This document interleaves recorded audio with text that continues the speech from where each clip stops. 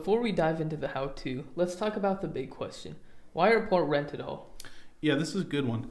Rent reporting is one of those things that benefits everyone. For tenants, it's a huge opportunity. If they're paying rent on time each month, that info can be used to build or improve their credit without taking on any debt.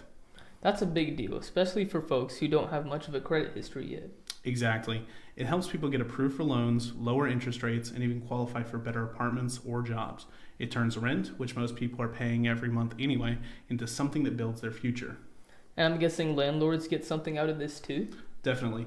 When tenants know their rent's being reported to the credit bureaus, they're more likely to pay on time. This means fewer late payments, less chasing people down, and overall better cash flow. Some landlords have seen real drops in delinquencies just from rent reporting alone. Plus, it's a nice incentive. You're giving tenants something of real value.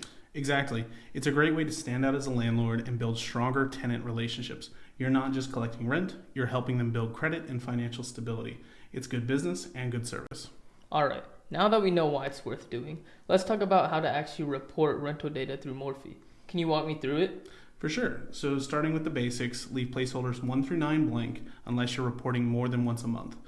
Then enter the consumer's account number, which could be your internal lease ID or any unique number tied to that tenant. And what about tenant names?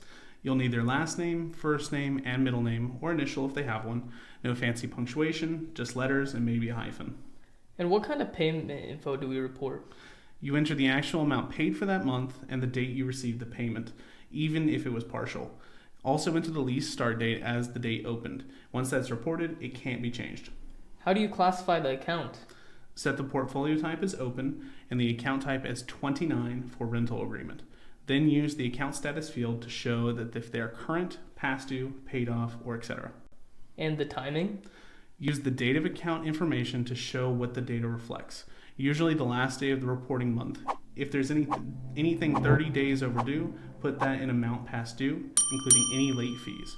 Just don't include the current month's rent there. But what if the lease ends or the renter doesn't pay? That's where you use the original charge-off amount and the date closed. If they paid off or transferred the lease, enter a payment rating showing their last known status. Okay, how about lease terms? For that, you're going to enter the term's duration, like 12 for a year lease or 1 if it's month to month. Terms frequency is usually M for monthly. Then report the scheduled monthly payment, credit limit, and original loan amount, which are typically the same, the rent amount. What if someone has special circumstances? Use the special comment field. For example, if rent was deferred because of a declared disaster, enter AW.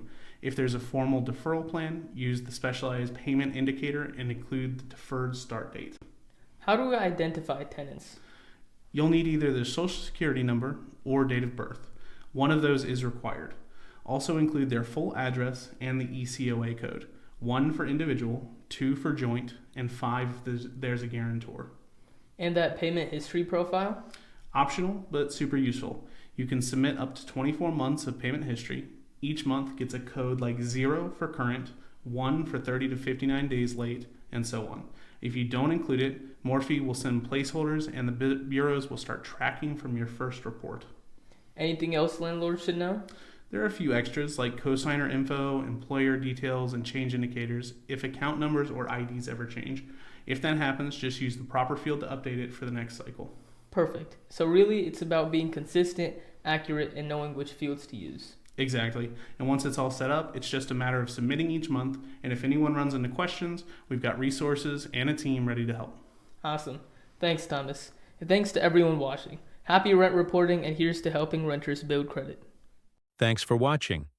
If you have any questions about credit reporting or Metro 2 software, feel free to call us at 833-387-7545 or email us at support@hutchinssystems.net. We're happy to help.